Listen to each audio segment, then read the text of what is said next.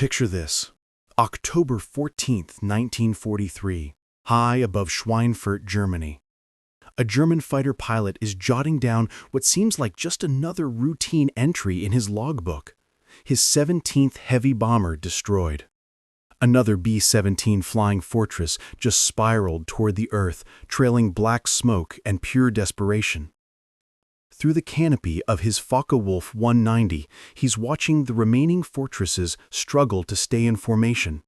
Their gunners are spraying desperate streams of .50 caliber rounds into empty sky, where German fighters had been just moments before. The math of aerial combat was brutally simple.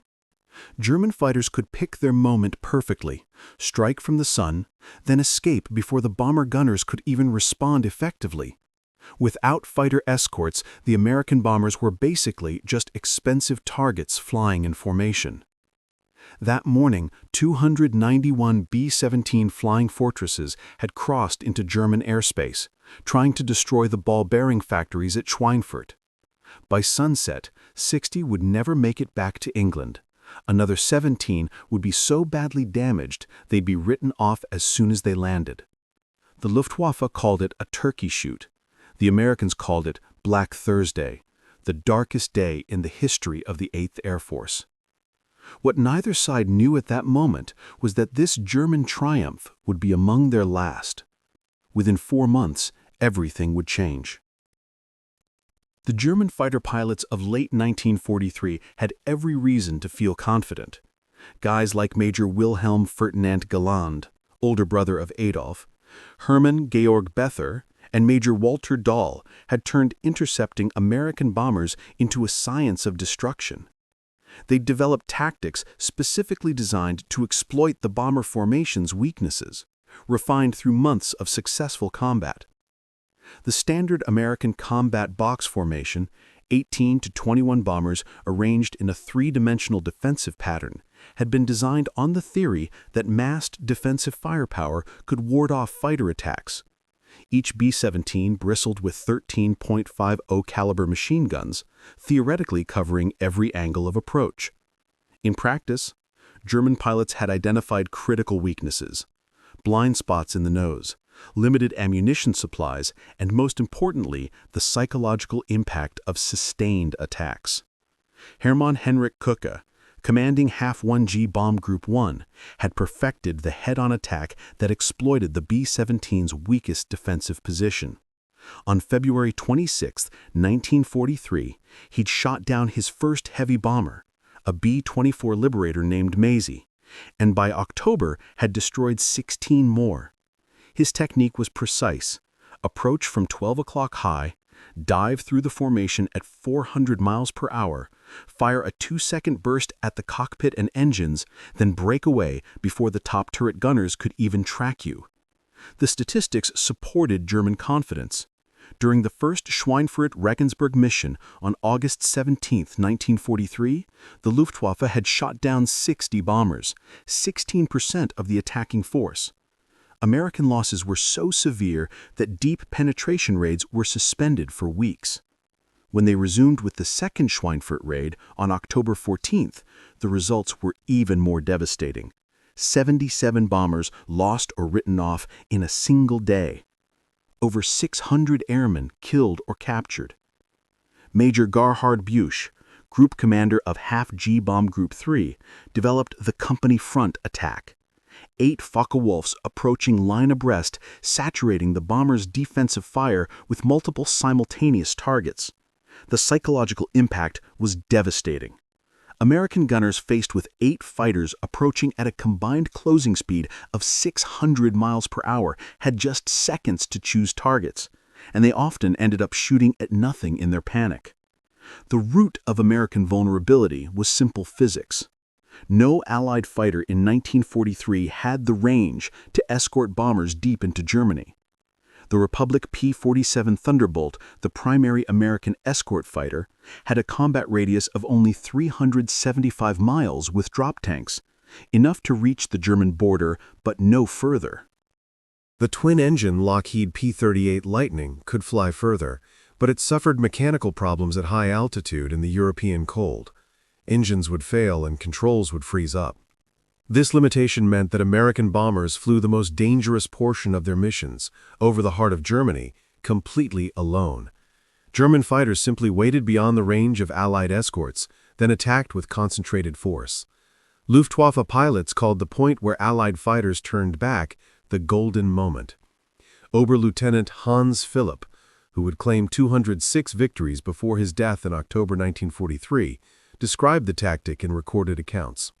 "We tracked the bomber streams on radar, calculating exactly where their escorts would turn back.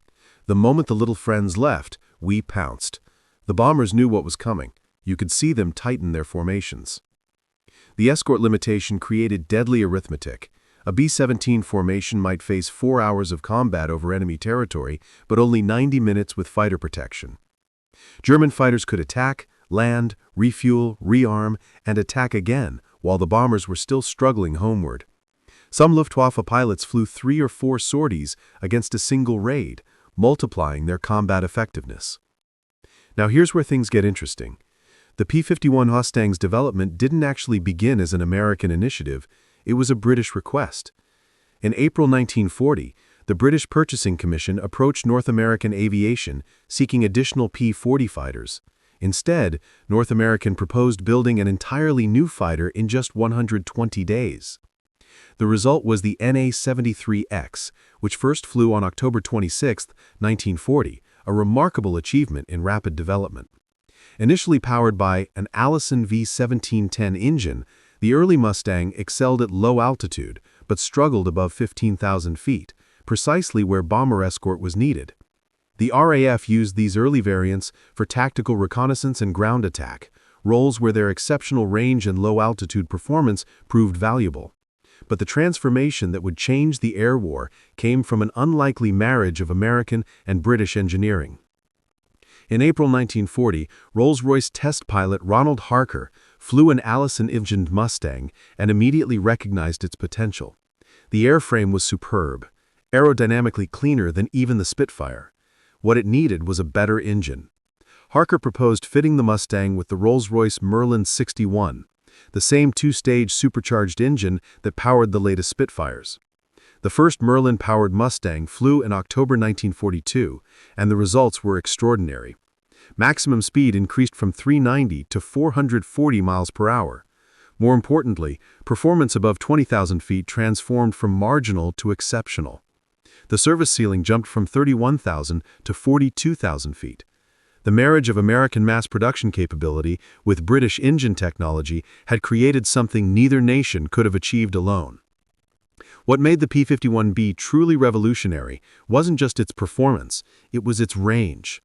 The secret lay in 3 factors: exceptional aerodynamic efficiency from its laminar flow wing, internal fuel capacity of 184 gallons compared to the P-47's 305 gallons but in a much lighter, more efficient airframe, and the ability to carry external drop tanks without severe performance degradation. The laminar flow wing, designed by North American's Edgar Schmude, maintained smooth airflow much further back along its surface than conventional wings. This reduced drag by nearly 30%, translating directly into fuel efficiency. While a P-47 burned 100 gallons per hour in cruise flight, a P-51 consumed only 65 gallons at the same speed. When 75-gallon drop tanks were added to the P-51B in early 1944, combat radius extended to 650 miles. With 108-gallon tanks introduced in March 1944, radius stretched to 850 miles, enough to reach Berlin, engage in combat for 20 minutes, and return to England. No other single-engine fighter in the world could match this combination of range and performance.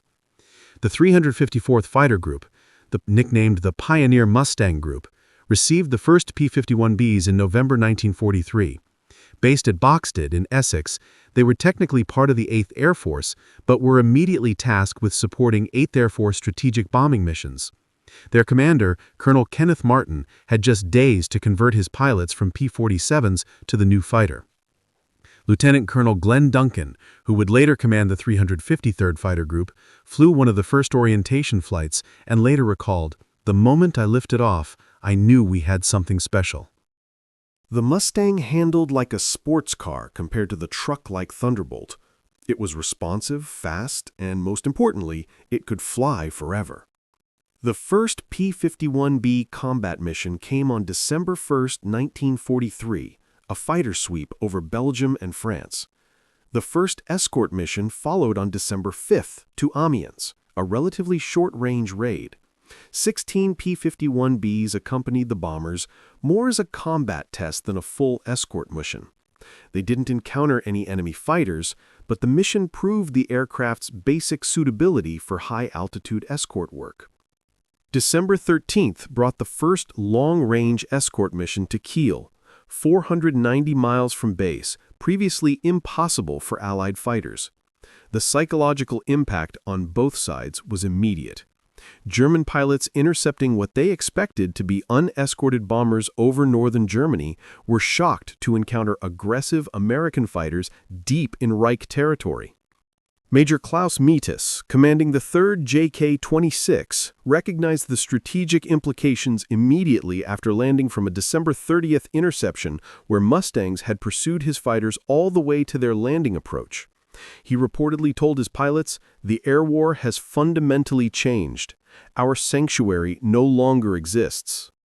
March 4, 1944, 25,000 feet above Brandenburg. Through the scattered clouds below, the sprawling outline of Berlin was clearly visible. The capital of the Reich, the heart of Nazi Germany, the city that Hermann Göring had sworn would never see enemy aircraft. Above it, in perfect formation, flew 660 American heavy bombers, and surrounding them, weaving protective patterns, were scores of single-engine fighters bearing American markings.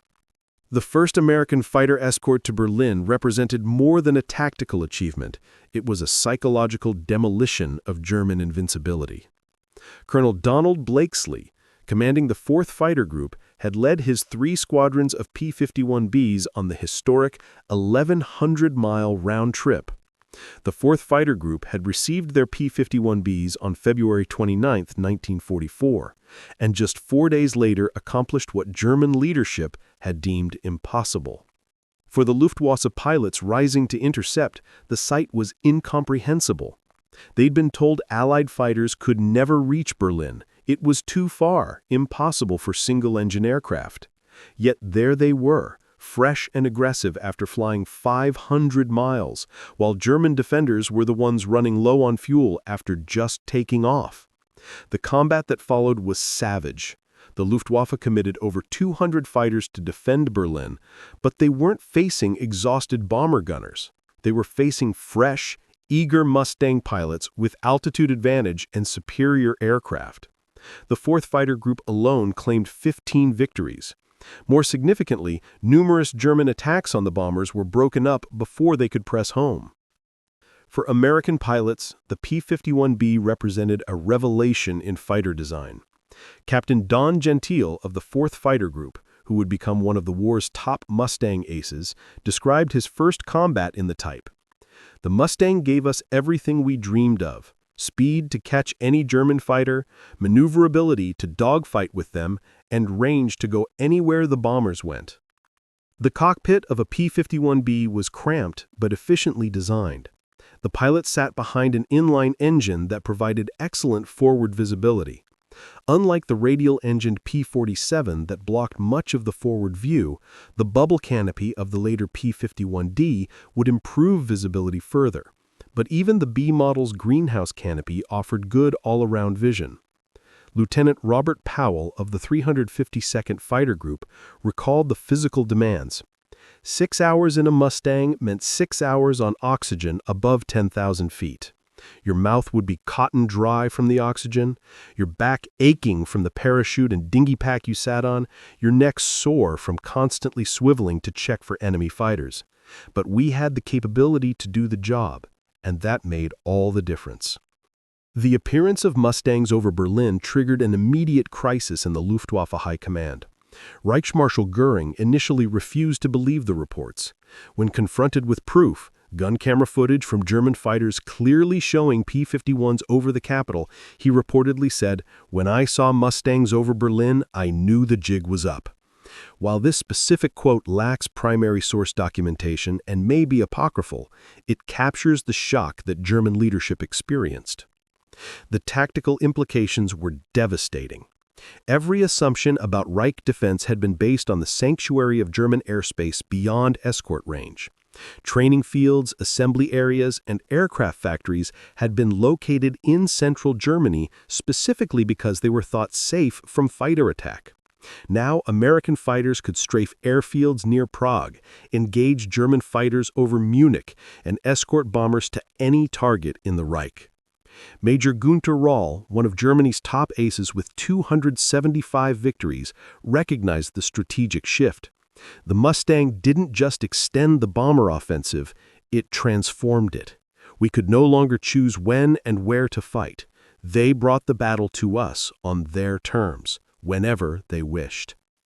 The Luftwaffe attempted various tactical responses.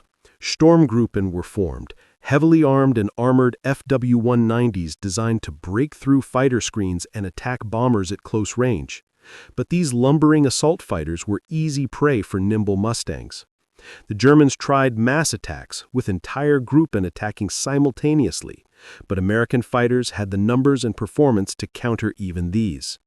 February 20th to 25th, 1944, known as Big Week, demonstrated the transformed dynamics of the air war. The 8th Air Force launched Operation Argument against German aircraft production, with P-51s providing escort throughout. In 6 days, the Americans flew 3,300 bomber sorties and 3,673 fighter sorties, losing 226 bombers, but claiming over 500 German fighters destroyed. More critically, the Luftwaffe lost irreplaceable pilots. The American strategy had shifted from simply bombing targets to actively seeking aerial combat. General James Doolittle, commanding the 8th Air Force, issued new orders in January 1944. Fighters were to seek out and destroy the Luftwaffe wherever it could be found, rather than staying close to the bombers. Captain John Godfrey of the 4th Fighter Group described the new aggressive tactics. We'd escort the bombers to the target, but once they dropped, we'd go looking for trouble. We'd dive to the deck, shoot up airfields, catch German fighters landing or taking off. The mathematics of attrition now favored the Allies overwhelmingly. In January 1944, the Luftwaffe lost 1,331 pilots. In February, 2,121. In March, 2,115. These losses included many irreplaceable experienced pilots, veterans with years of combat experience. American losses, while significant, could be replaced by the massive training programs producing 11,000 new pilots monthly. The P-51 represented more than just extended range. It showcased American industrial and technological superiority. The K-14 computing gun sight, introduced in late 1944, gave Mustang pilots a significant advantage in deflection shooting. This gyroscopic sight automatically calculated lead based on range and rate of turn, dramatically improving accuracy. The Mustang's 6.5 caliber M2 Browning machine guns, while less powerful than German cannon, offered advantages in ammunition capacity and rate of fire. A P-51 carried 1,880 rounds total, enough for nearly 30 seconds of continuous fire. German fighters armed with cannon typically carried ammunition for less than 10 seconds of fire. In a prolonged dogfight, American pilots could afford to take shots. German pilots couldn't. Major Heinz Baer, one of Germany's top aces with 220 victories, noted the qualitative difference. The Mustang was not just another fighter. It was a weapons system. Everything about it was optimized for its mission. Behind the statistics lay human tragedy on an unprecedented scale. Young men on both sides, many barely out of their teens, fought desperate battles 6 miles above the earth in temperatures of minus 50 degrees Fahrenheit. The lucky ones died instantly. Others endured horrific burns, traumatic amputations from cannon shells, or slow deaths in parachutes riddled with bullet holes. Lieutenant William Wissner of the 352nd Fighter Group shot down a Bf-109 on March 8, 1944, and watched its pilot bail out. His parachute opened, but he was on fire. I could see him trying to beat out flames on his flight suit as he descended. There was nothing anyone could do.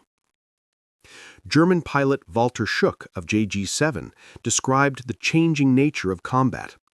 In 1943, we were knights of the air, jousting with bombers in something approaching fair combat. By 1944, we were being pursued relentlessly. Mustangs would follow us down to our airfields, circle overhead while we tried to land, then attack. There was no safety anywhere. The psychological toll was devastating. Luftwaffe pilots, who had been confident in 1943, became increasingly fatalistic by mid-1944. Letters home, censored by German authorities but preserved in archives, revealed deepening despair. One pilot wrote in April 1944, "We take off knowing most of us won't return. The Americans are everywhere, always above us, always with more fuel, more ammunition." As spring turned to summer in 1944, the Mustangs' range enabled a strategic campaign that would cripple the German war machine: the systematic destruction of oil production. Synthetic oil plants at Una, Politz, and Brooks, previously beyond escort range, now faced regular precision attacks with full fighter protection. The impact was catastrophic for the Luftwaffe. Aviation fuel production fell from 175,000 tons in April 1944 to 30,000 tons in July and just 10,000 tons in September. Training flights were curtailed, then eliminated entirely. New pilots arrived at combat units with as few as 50 hours total flight time, compared to American pilots with 300 to 400 hours. Oberst Johannes Steinhoff, commanding JG-7, described the crisis. "We had the world's first operational jet fighter, the Me-262, capable of 540 miles per hour, but we could barely fuel them for combat missions. I watched helplessly as dozens of these superb aircraft sat idle while Mustangs roamed freely overhead." June 6, 1944, demonstrated the complete reversal of air superiority. On D-Day, the Luftwaffe managed only 319 sorties over France, compared to 14,674 Allied sorties. Only 2 German fighters appeared over the invasion beaches.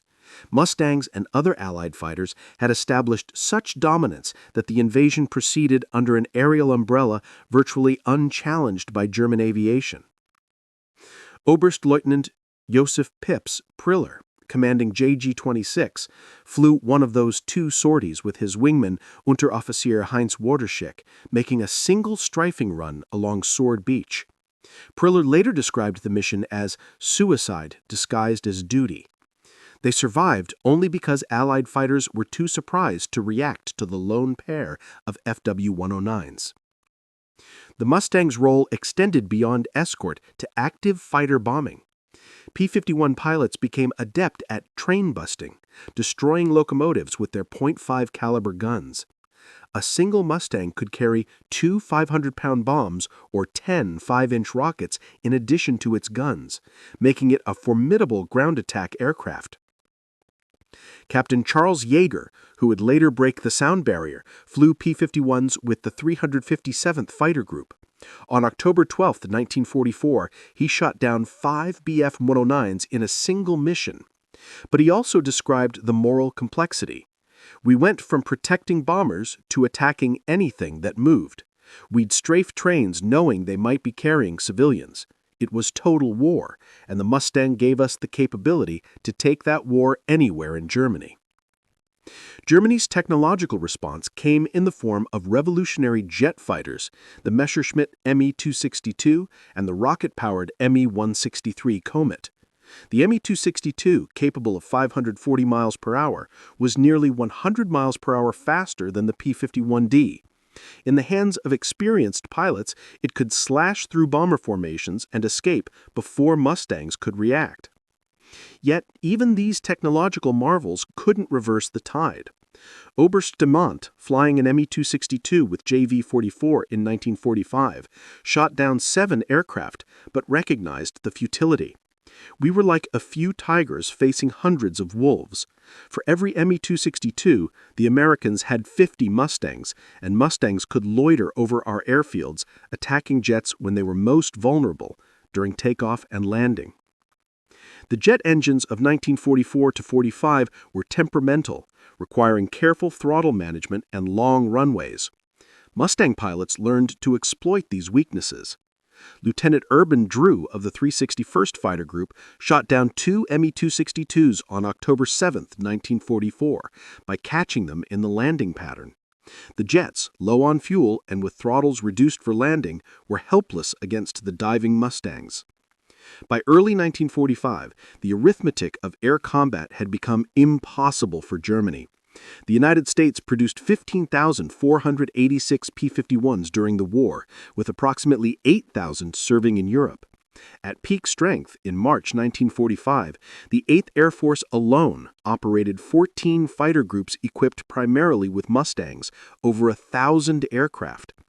Against this, the Luftwaffe could muster perhaps 300 to 400 serviceable fighters on any given day scattered across the entire Reich. Fuel shortages meant many never flew. Pilot shortages meant those that did were often manned by teenagers with minimal training. The kill ratios reflected this imbalance. By 1945, Mustang pilots were claiming 10 victories for every loss. Lieutenant Colonel John Meyer, commanding the 352nd Fighter Group, ended the war with 24 aerial victories, all in Mustangs. He observed, "By 1945, it wasn't combat, it was execution. We'd find German airfields, circle overhead, and shoot down anyone who tried to take off or land. The Mustang had made all of Germany a combat zone." After the war, captured German pilots provided revealing testimony about the Mustang's impact. General der Jagdflieger Adolf Galland wrote in his memoirs, "The P-51 was perhaps the most significant fighter aircraft of World War II. Until it appeared, we controlled the timing and tempo of air battles over Germany. After it arrived, we never regained the initiative." Major Heinz Knoke, who survived the war with 33 victories, was more blunt. The Mustang killed the Luftwaffe. Not the bomber offensive, not the invasion, but that fighter that could fly to Poland and back. We went from predators to prey in the span of 3 months. Perhaps most poignant was the testimony of younger pilots who entered combat late in the war. They flew their first combat missions in November 1944, with 55 hours total flight time. On their third mission, they saw Mustangs for the first time. They were everywhere. I knew then that we had lost not just the war, but the sky itself. The Mustang's contribution extended far beyond tactical victories.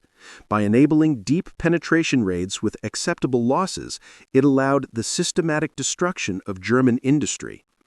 Oil production, the Wehrmacht's Achilles heel, was reduced to 10% of requirements by March 1945. The transportation network was shattered, preventing movement of troops, supplies, and raw materials. Aircraft production, though maintained at high levels through dispersal, became meaningless when there was no fuel to fly the planes or trained pilots to man them. General Carl Spaatz, commanding United States Strategic Air Forces in Europe, stated, "The P-51 was the decisive weapon system of the European air war. It made possible the daylight bombing campaign, the invasion of Europe, and the systematic destruction of German military power." Beyond strategic impacts lay profound human transformation. German pilots who had entered combat in 1943 as confident warriors emerged from the war, if they survived, as changed men. Many spoke of specific moments when they realized the war was lost, almost always connected to their first encounter with Mustangs deep over Germany. Some German pilots experienced a different transformation, from enemy to admirer. Many Luftwaffe veterans, after witnessing American material superiority and humane treatment of prisoners, questioned everything they had been told about their enemies.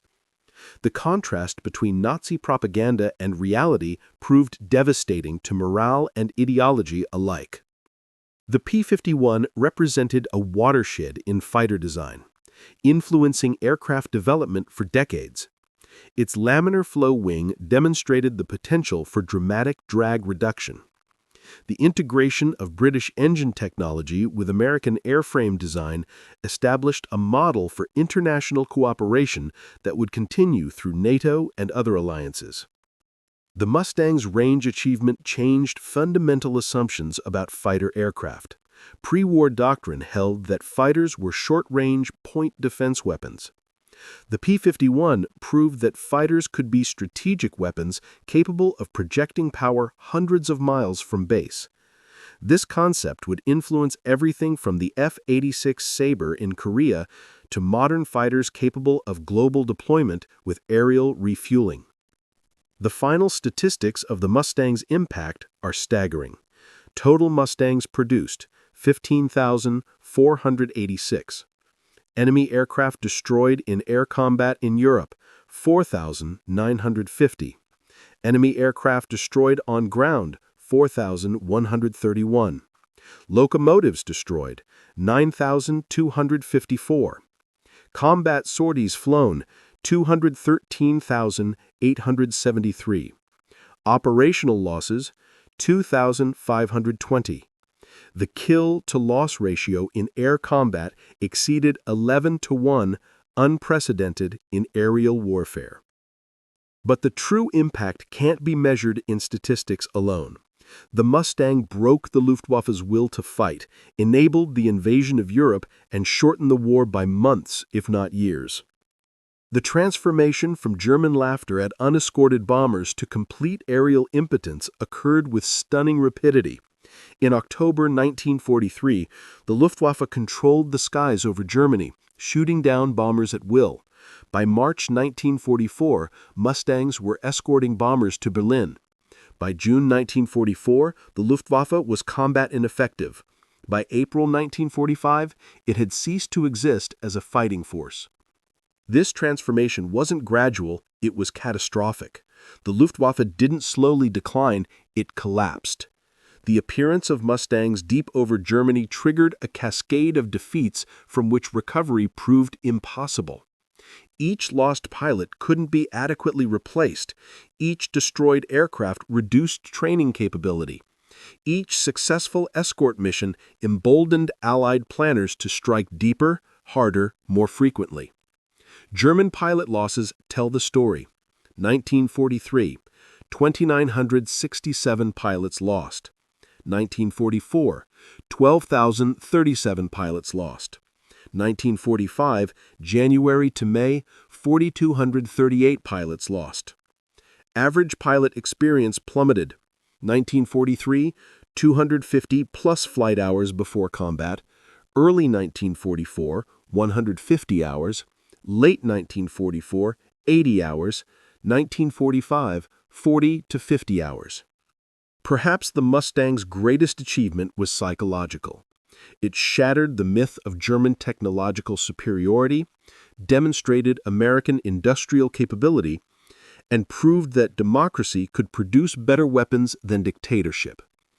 German pilots who had laughed at American bombers in 1943 were by 1945 refusing to fly suicide missions against Mustang-escorted formations. Young Luftwaffe pilots indoctrinated in Nazi ideology experienced cognitive dissonance when confronting American material superiority. Everything they had been taught about racial superiority, about German technical prowess, about American weakness, all of it was contradicted by the elegant, powerful fighter that dominated their own homeland.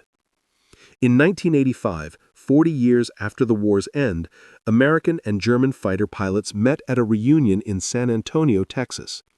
The conversations revealed the lasting impact of the Mustang on both sides.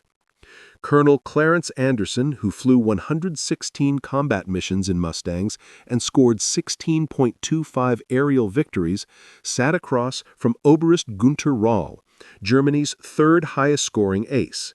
Rahl raised his glass and said, "To the P-51 Mustang, the fighter that won the air war. We had excellent aircraft, superb pilots, and were fighting over our homeland. But you had the Mustang, and that made all the difference." Walter Schuck, who had transitioned from FW-190s to MiG-262 jets, added, "We went from laughing at unescorted bombers to taking cover from Mustangs in just 4 months. No military force has ever experienced such a complete reversal."